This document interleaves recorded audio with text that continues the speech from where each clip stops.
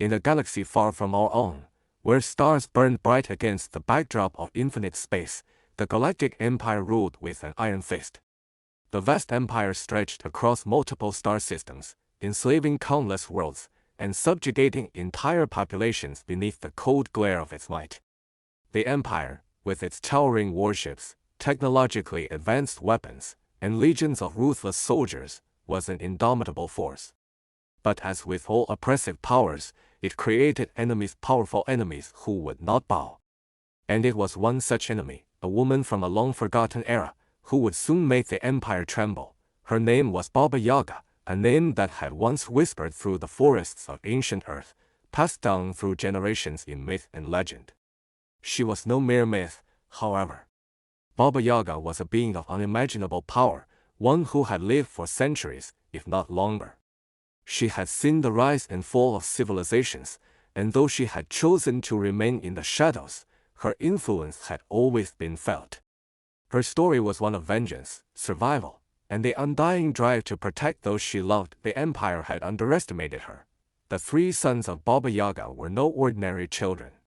Born under the light of a dying star, they were gifted with abilities beyond human comprehension. The eldest, Yaga, had the power to manipulate the very fabric of space, bending time and dimensions with a thought.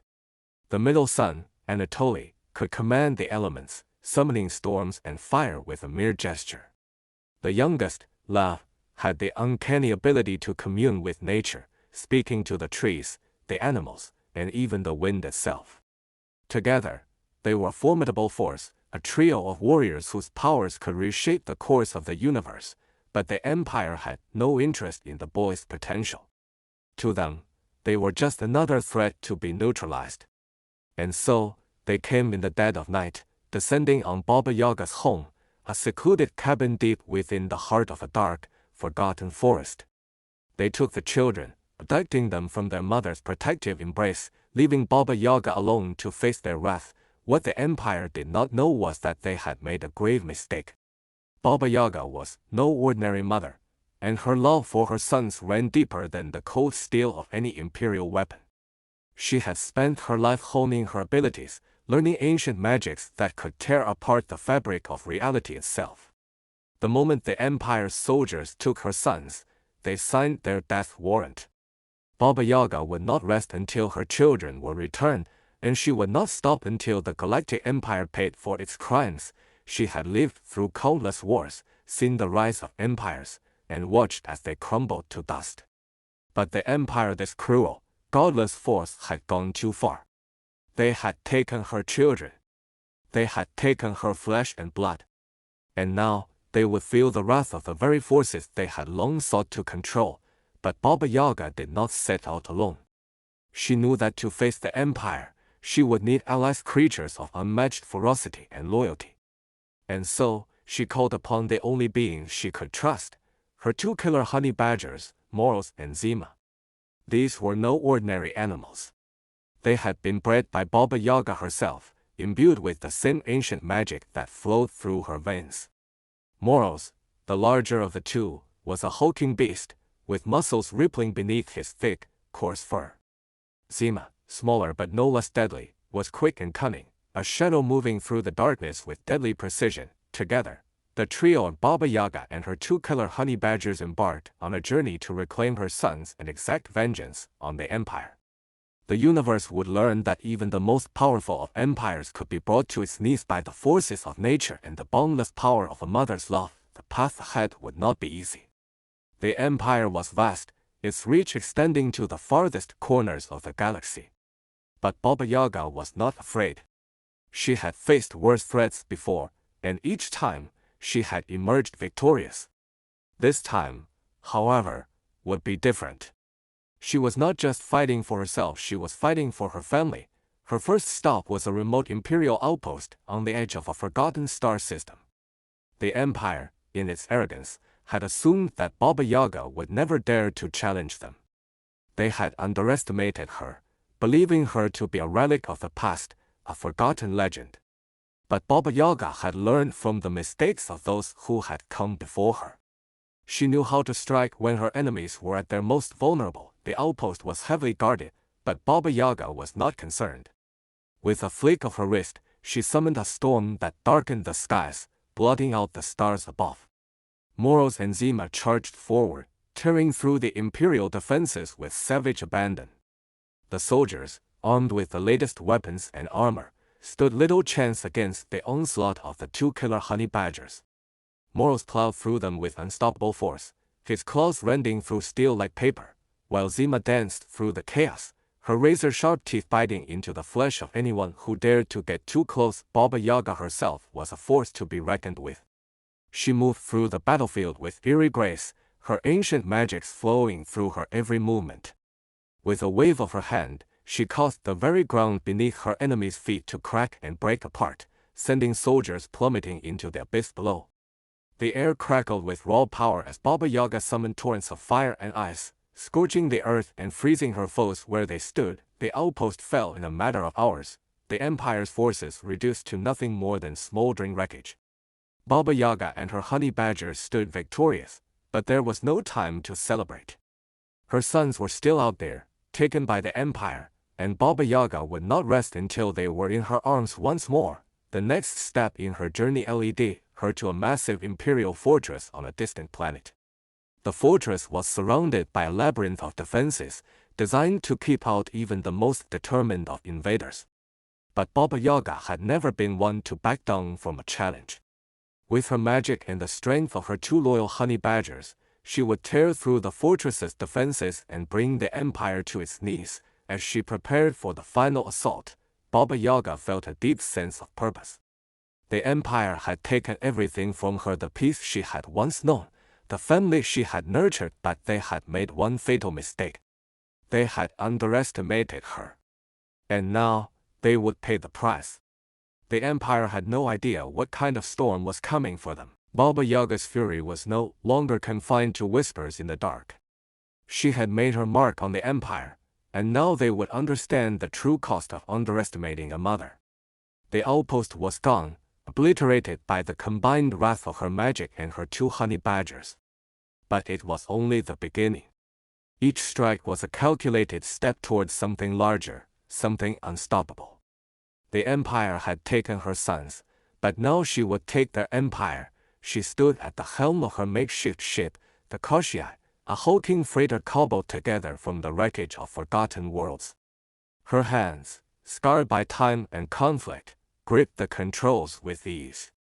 Moros, the larger of her honey badgers, prowled at her feet, his fur bristling with anticipation.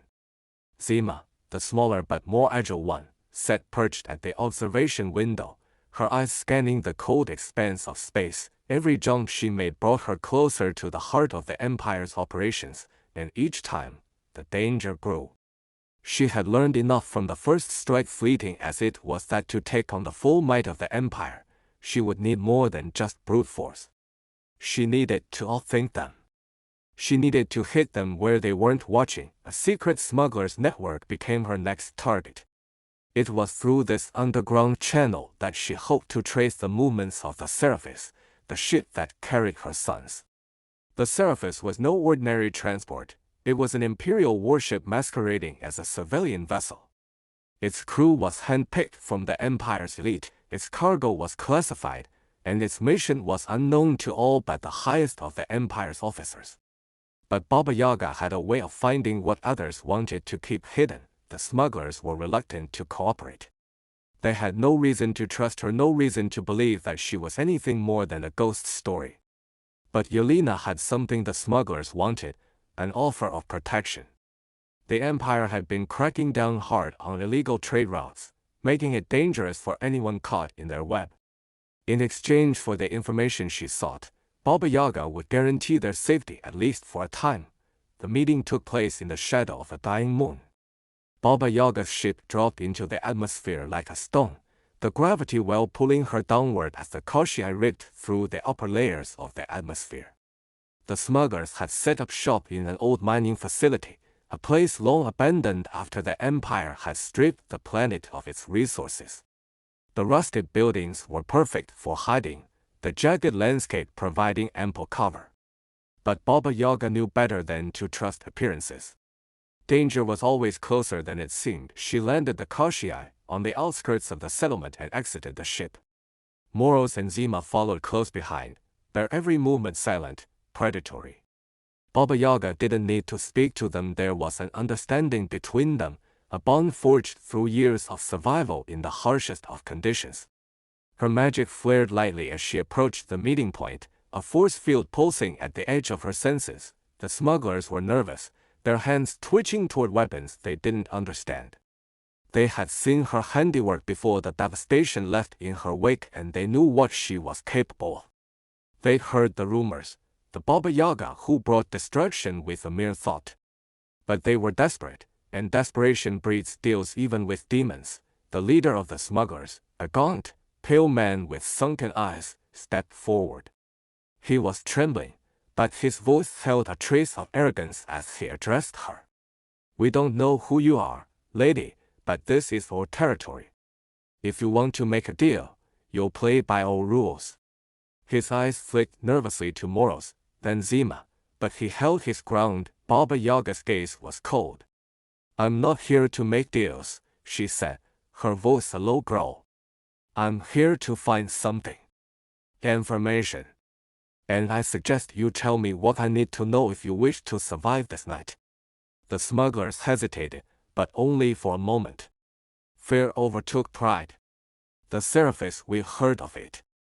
No one knows where it's going, but it's been stopping at some of the most remote worlds in the Empire's borders. We don't have the full route, but we know it's taking prisoners from different sectors, well-guarded ones. High-value conscripts." Baba Yaga's pulse quickened. Her sons were among those prisoners. "Where is it now?" she demanded. The smuggler leader swallowed hard, his face pale in the dim light. "It's headed to the citadel of Veles, an imperial stronghold. But that place, it's a fortress. No one's ever broken in, and no one's ever gotten out alive." A deep silence fell over the group, broken only by the distant howls of creatures in the wild.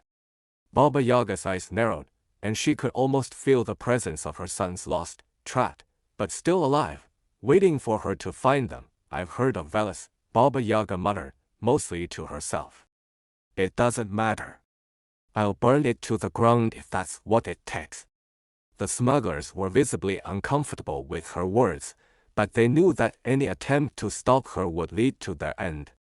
They had no power here. No leverage. "No hope. I want the full map," she demanded, stepping forward. "The Seraphis' last known coordinates. I don't care about your price. You will give me everything you know, or you will regret it." The leader's hands shook as he handed over a data pad, the coordinates etched into its surface. Baba Yaga snatched it from him and turned, walking back toward the Koshii without another word. The smugglers watched her go, but not one of them dared to follow. They understood that they had just interacted with a force that could obliterate them in an instant. They were beneath her, insignificant. All that mattered now was her revenge. Once on board the ship, Baba Yaga plugged the coordinates into the navigation system. The Koshii's engines roared to life, and with a violent jump through the folds of space, they were off. The citadel of Veles awaited. The closer they got, the more Baba Yaga could feel the weight of the Empire pressing against her. Veles was a place of unimaginable security. The Empire had fortified it with the latest technology, and the citadel's defenses were legendary. But Baba Yaga was no mere mortal. She had faced worse odds before. She had torn through the heart of entire planets before. The Empire's technology would not save them. In the cold silence of space, Baba Yaga felt a growing resolve. This wasn't just about her sons anymore. This was about every person who had ever been crushed under the heel of the Empire. This was about sending a message. Humanity would never be subjugated again. The citadel loomed ahead like a malignant star, its defenses dark against the void of space. Baba Yaga's heart beat faster, not with fear, but with anticipation. The Empire had made their mistake.